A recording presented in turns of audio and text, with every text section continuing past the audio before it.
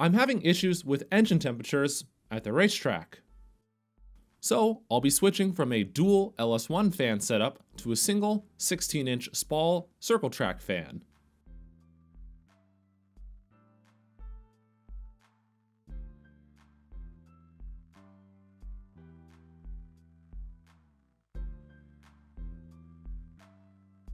I have a video installing these LS1 fans if you're interested in a really good street setup.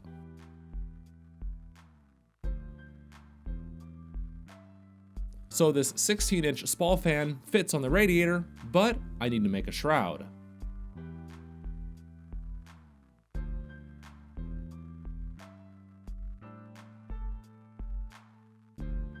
Something bent up like this should work.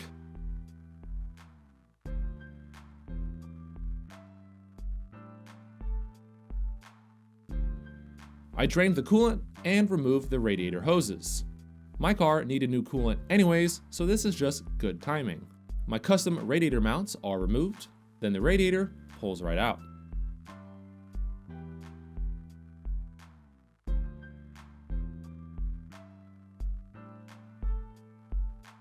This is a Champion LS Swap radiator.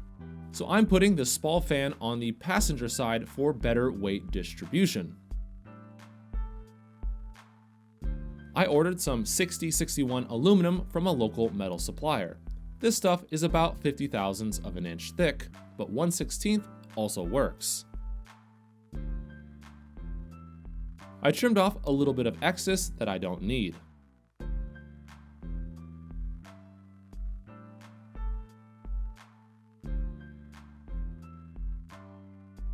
I marked up a few 1-inch lines to serve as my bend points. In hindsight, 3/4 of an inch would have worked a little bit better, but it is what it is. I made slots every 2 inches or so, and the reason for this is I don't have a brake form.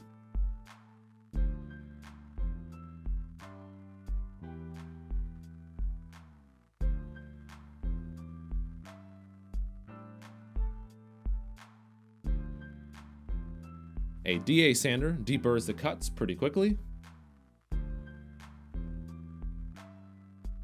I used the corner of my workbench and a hammer to get the bend that I wanted.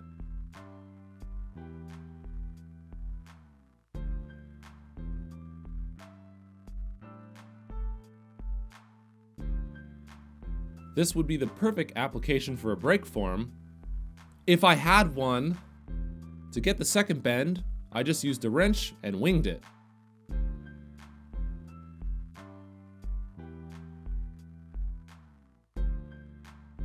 The fitment isn't too bad here.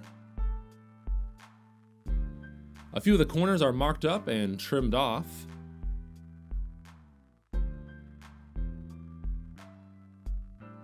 I marked up where I wanted the bends for the other side.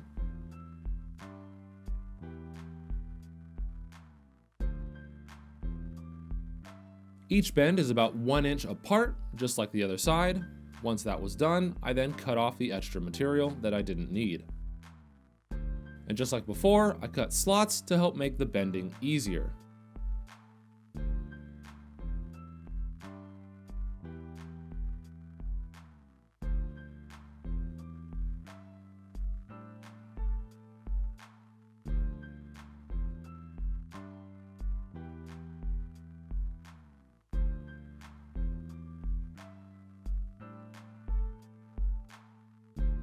So now the two sides need to be bent down. Each bend is about 1 inch apart, just like the other side. Once that was done, I then cut off the extra material that I didn't need. Not too bad for a first prototype. Looks like my gaps and fitment is okay-ish. The radiator is dropped back in. I then mocked up where the radiator fan is going to go.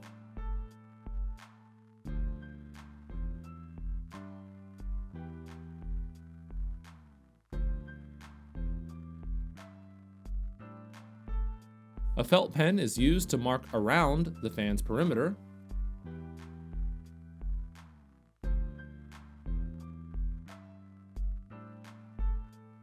This SPAL gasket fan is then marked on the insides of these lines. One side of this fan shroud will have 19 of these SPAL bypass flaps. You can buy these flaps and a cut template off my eBay store. I drilled 4 holes to mount the fan to the shroud.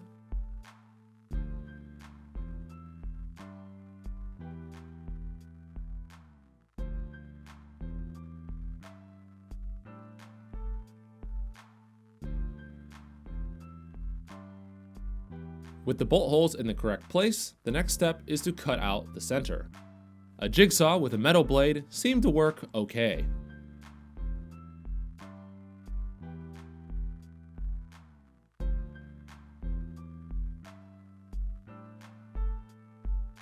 After the main cuts, a few more cuts are made for the fine-tuning fitment.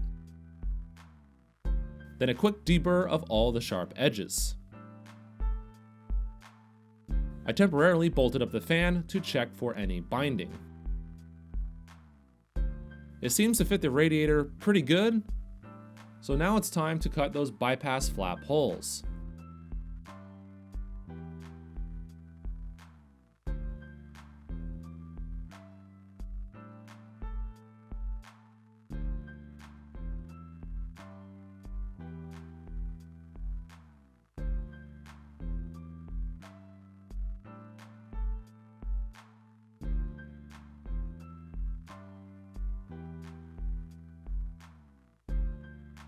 The fan shroud gets very close to my steering box, but it still clears.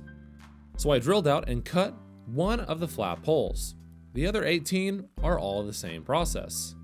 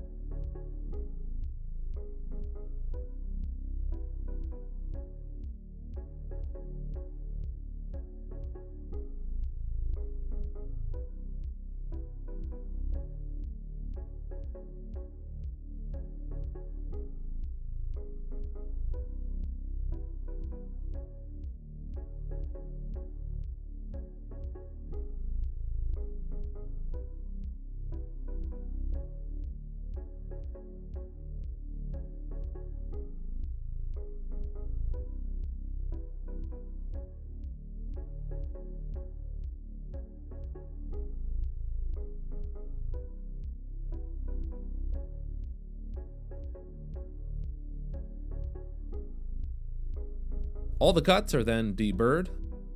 I think these cuts are pretty accurate considering they're all cut by hand. I put the shroud back onto the radiator. These factory holes that used to have U-clips in them will work to get a bolt through to bolt down our shroud.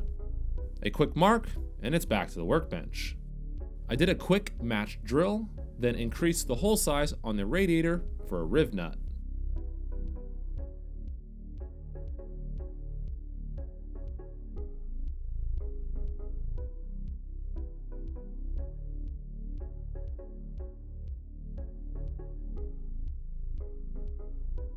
As you guys likely already know, I like using riv nuts.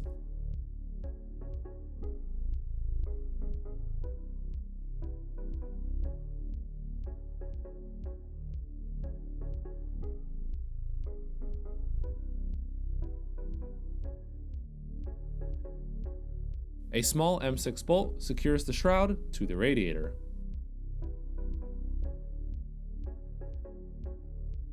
Now to the top mounting holes. I reused the 3 holes that were already there from the LS1 fan mount.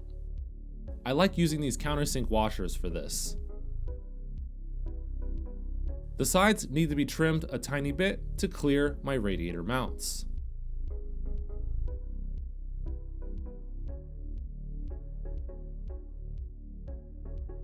This side needed a tiny bit of trimming as well. A few quick cuts, and that's all done. The shroud is then deburred and cleaned off, and now it's ready to use. Some nice flanged bolts and lock nuts are used to secure the fan to the shroud.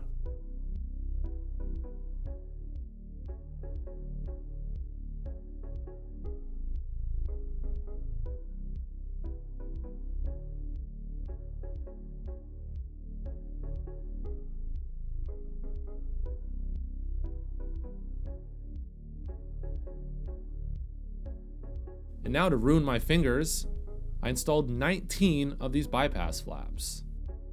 These flaps open up when the car is moving, and then they close when the fan turns on at lower speeds.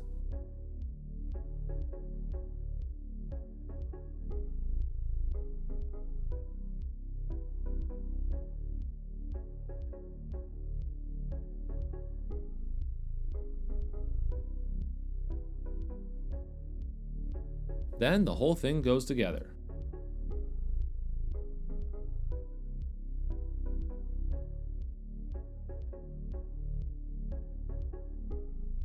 Now for the wiring.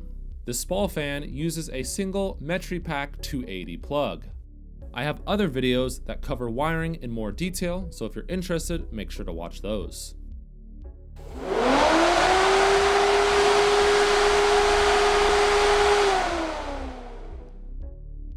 So this fan pulls about 50 amps on spike and 21 amps when it's running.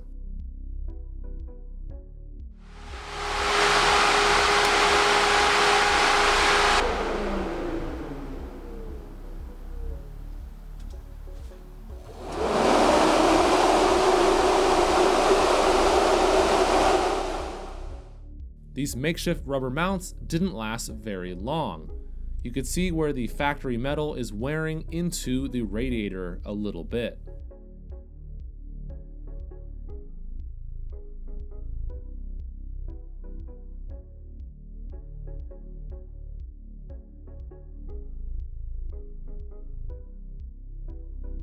The radiator is now installed for real this time. The shroud gets dropped in and bolted up. There are 3 bolts on top and 2 on the bottom.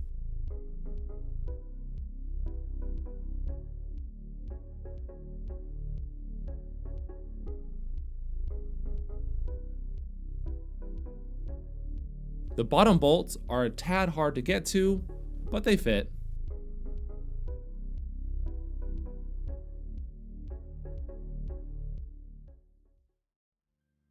I was using 2 30 amp relays for the LS1 fans, 1 relay for each fan.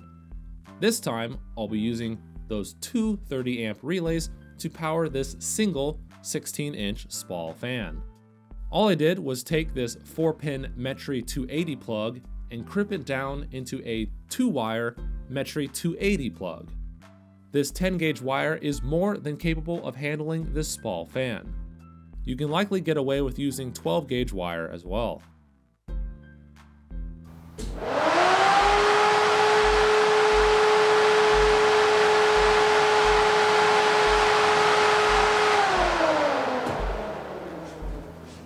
This SPAL fan is a lot louder than the LS1 fans. It reads about 2 decibels higher. 2 decibels doesn't sound like much, but that's about a 30% increase in noise over the LS1 fans. I made a quick chart with the pros and cons of each setup. You can kind of make the decision yourself. I have videos installing obviously both of these fans. The radiator hoses are installed and new coolant is added.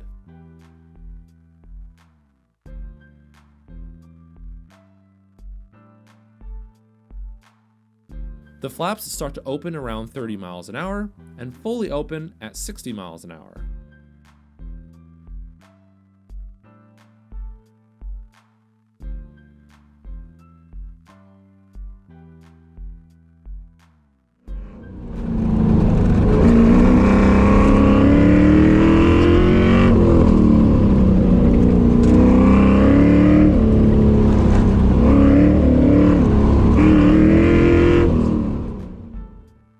During a very hot autocross event, my engine stayed below 195 degrees Fahrenheit, which is basically at the thermostat opening temperature.